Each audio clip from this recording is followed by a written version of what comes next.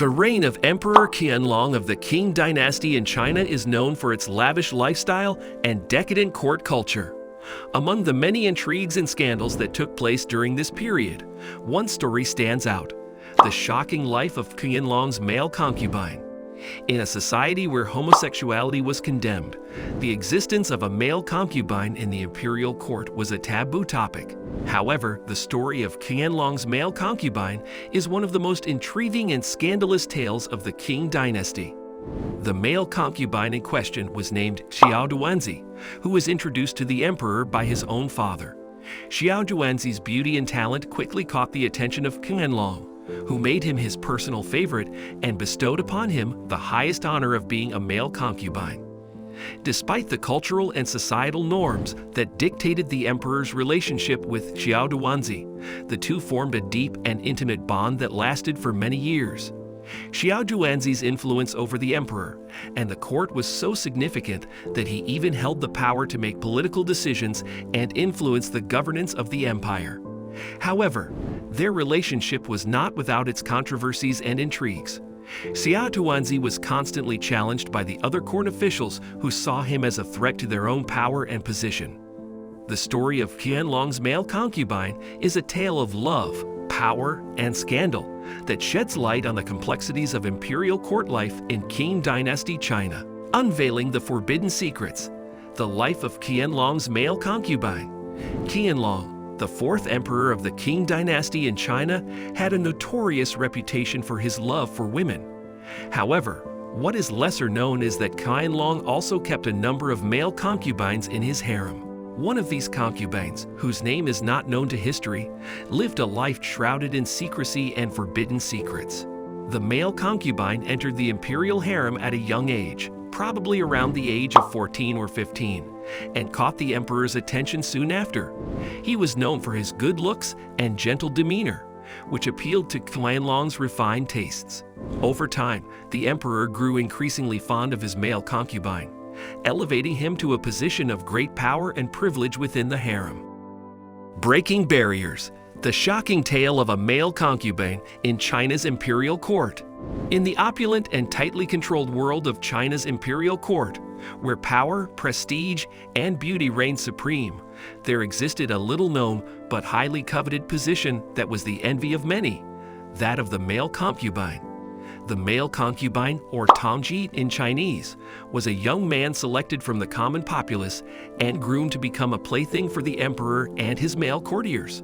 These men were prized for their youth, beauty, and sexual prowess, and were treated like prized possessions, kept in luxurious quarters and adorned with fine clothing and jewelry.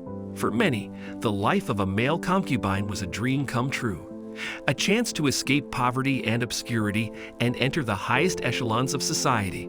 But for others, it was a nightmare of abuse, exploitation, and isolation, as they were forced to serve the whims and desires of their powerful patrons. Uncovering the hidden history: the life of Qianlong's controversial male concubine.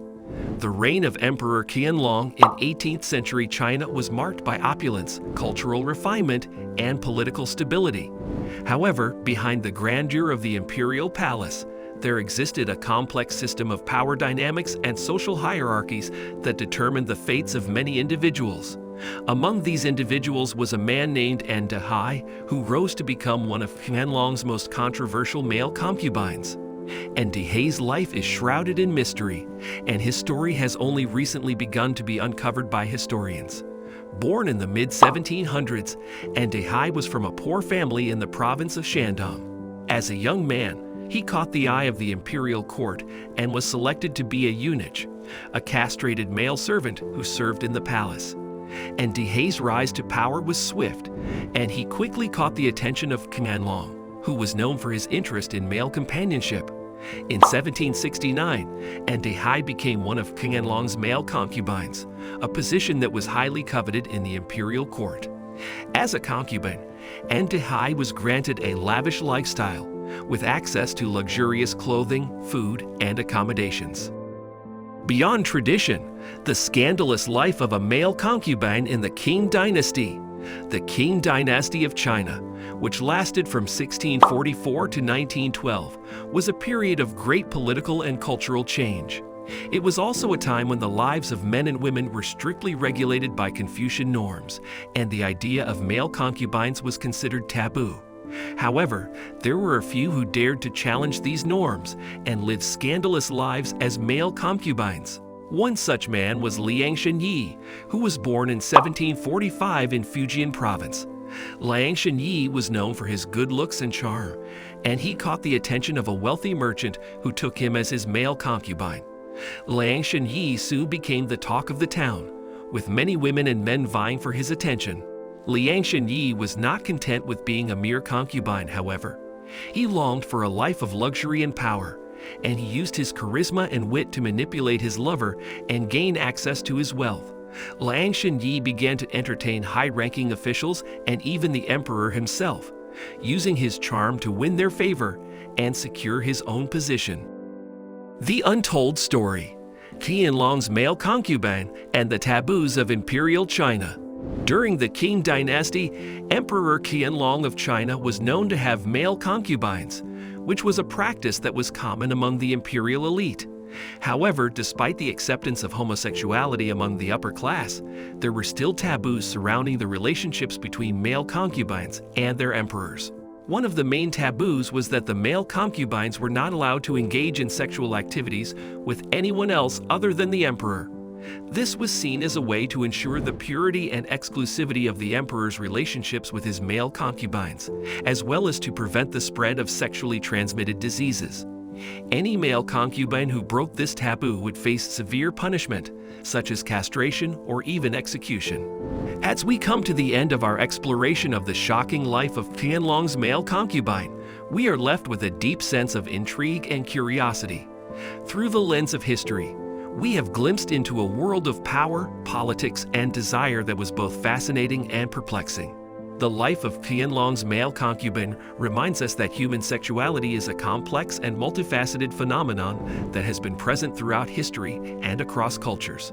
Despite the societal norms and taboos that have attempted to suppress or regulate it, sexual desire continues to exist and shape our lives in countless ways. Perhaps the most valuable lesson we can take from this story is the importance of compassion and understanding towards those whose experiences may differ from our own.